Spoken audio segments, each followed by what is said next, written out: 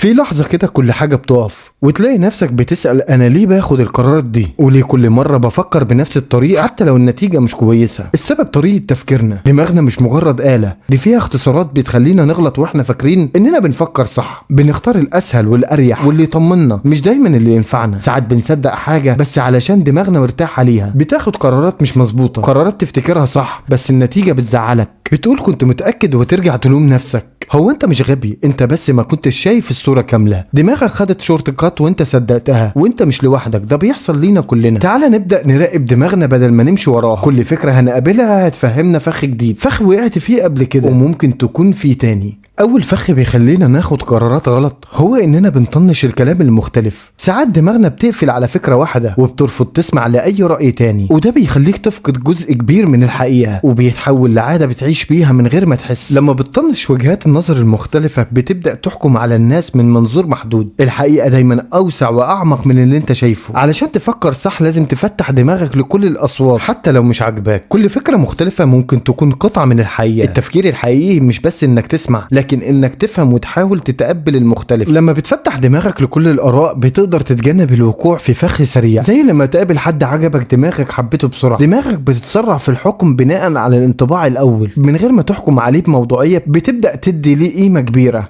والفخ ده بيخليك تشوف الشخص بشكل غير واقعي، وده اللي بنسميه تأثير الهالة. تأثير الهالة هو سبب الحكم السريع والغلط، وعلشان كده لازم تقف وتفكر أكتر قبل ما تحكم. تأثير الهالة معناه إننا بنحكم على الشخص كله بناء على انطباع أول بس، علشان كده لازم نوقف ونفكر مرتين قبل ما نحكم. وقبل ما نتوه مع بعض، احنا دلوقتي بنتكلم على أهم حاجة في حياتنا من غير ما ناخد بالنا، طريقة تفكيرنا. هنعدي على أفكار بسيطة ممكن تغير نظرتك وتسهل عليك إزاي تحسن تفكيرك. لو حسيت ان الكلام ده ليك ما تنساش تعمل لايك وشير وسبسكرايب للقناة. فاكر لما تقول لازم تحصل بتحس ان في حاجة جديدة جاية اكيد، بس لمجرد انها ما حصلتش قبل كده بتبدأ تقول لنفسك المرة دي لازم تكسب. بس الحقيقة اللي فات ما بيأثرش على اللي جاي. الخدعة دي هي وهم التفكير. دماغك بتحاول تلاقي منطق حتى لو ما فيش منطق، بتربط الاحداث علشان تطمن نفسك. التفكير ده مش عقلاني، هو بس مريح. في كل مرة مستقلة عن اللي فاتت، في كل تجربة جديدة ملهاش علاقة باللي قبلها. النتيجة مش بتيجي بالعافية، كل محاولة فرصة لوحدها، وده اللي بيخلينا نعيد نفس القرار ونستنى نتيجة مختلف. خليك واعي ان دماغك ساعات بتتآمر عليك. انا ببني القرار على ايه؟ لان الحقيقة مش دايما في اللي بنحس بيه لكن في اللي بنفهمه. بتحصل حاجة وتقول لنفسك ما انا كنت حاسس انك كنت متأكد من النتيجة بس سايبها تمشي. بس ده مش شعور حقيقي، ده دماغك بتعيد ترتيب القصة بعد ما خلصت. بتحاول تطمنك انك كنت فاهم حتى لو ما كنتش، وده مش صح. الشعور ده خادع، بيخليك تبالغ في تقييم نفسك، تفتكر انك كنت شايف اللي جاي بس الحقيقة ان ما كنتش. دماغك بتخدعك. العقل ساعات بيحب يزوق لك الحكاية علشان تحس انك كنت على حق من البداية. بتقنع نفسك انك كنت عارف. الدماغ بتحب ترتب الفوضى حتى لو على حساب الحقيقة. افتح عينيك وراجع، ارجع خطوة وراجع اللي حصل بصدق. كنت تعرف فعلا ولا بس عقلك بيجمل الصورة؟ التفكير الصح بيبدأ من مراجعة صريحة.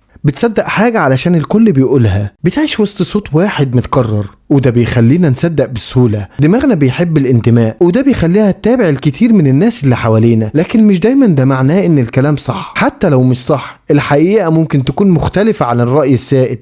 ضغط المجتمع بيخلينا نتحرك مع التيار حتى لو ده معناه اننا بنصدق حاجة غلط. الضغط مش بس كلام الناس، توقعاتهم واحكامهم وحتى خوفنا من الاستبعاد. وعلشان كده الحل انك تعتمد على نفسك. الحل مش في انك تعاند الكل، لكن في انك تثق في عقلك وتحلل بنفسك. اسأل، فكر، وابني رأيك بعيد عن الضغوط. لما تعتمد على نفسك بتتحرر من اوهام المجتمع، وده بيخليك تفكر بوضوح اكتر. ولما بنقع في فخ الأوهام الاجتماعية وضغط الناس بنلاقي نفسنا بنثق في قراراتنا زيادة عن اللزوم. ساعات الثقة العالية بتخلينا نغلط ونفكر إننا دايما صح، وده بيأثر على قراراتك وأفعالك. الثقة لازم تكون موزونة علشان تفكر صح. لما تنسى انك ممكن تغلط بتفقد فرصة التعلم، وده بيخلي نفس الأخطاء تتكرر. والوعي ده هو بداية للتغيير. خليك دايما بتسأل نفسك هل قراري ده صح ولا لا. راجع نفسك دايما وأفكارك وأفعالك بموضوعية. المراجعة المستمرة بتخليك تحسن من تفكيرك، وخليك عارف ان مفيش حد كامل ولا تفكير كامل، لان احنا هنكتشف في النهاية ان التواضع هو الحل. التواضع بيخليك دايما مفتوح للتعلم، بتقبل انك مش عارف كل حاجة، وده بيخلي عقلك مستعد لكل جديد. التواضع مش ضعف، ده سر القوة الذهنية، ومعاه بتعيش تفكيرك بأمان ووضوح. لازم تعرف في النهاية ان التغيير الحقيقي بيبدأ من دماغك. لما تغير طريقة تفكيرك بتغير حياتك. الامور اللي كانت صعبة بتبقى اسهل، والتحديات بتتحول لفرص. هتلاحظ انك بتفكر بشكل اوضح، قراراتك هتبقى اصح واقوى، حياتك هتمشي في اتجاه جديد، والسعادة هتبقى جزء من يومك. اصدقائي، النهاردة قدمنا افكار تساعدنا نفكر بشكل اوضح وناخد قرارات اصح. اصدقائي، النهاردة مرينا بافكار كتير ممكن نتعرض ليها في حياتنا، زي لما نحكم على الناس بسرعة بناء على انطباع اولي، والاعتقاد باننا بنعرف النتيجة قبل كده. الافكار دي كانت ملخص بنقدمه من خلال كتاب للكاتب السويسري رولف دوبلي. الكتاب بيوضح ازاي نكون اكتر وعي باخطاء التفكير الشائعة، وازاي نقدر نتجنبها علشان نعيش حياة اكتر وضوح واتزان.